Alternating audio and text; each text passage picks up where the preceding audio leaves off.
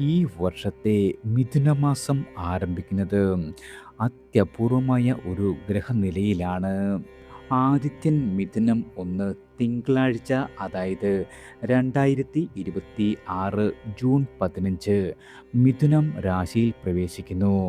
മകയിരം, തിരുവാതിര, പുണർതം ഞാറ്റുവേലകളുണ്ട്. അതുപോലെ തന്നെ 1-ാം തീയതി ചാന്ദ്രമാസമായ ജ്യേഷ്ഠം ആരംഭിക്കുന്നു.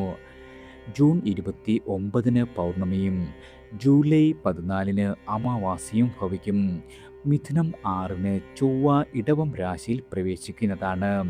ബുധൻ 8 കർക്കിടകത്തിലേക്കും 23 വക്രമായി മിഥുനത്തിലേക്കും പ്രവേശിക്കും.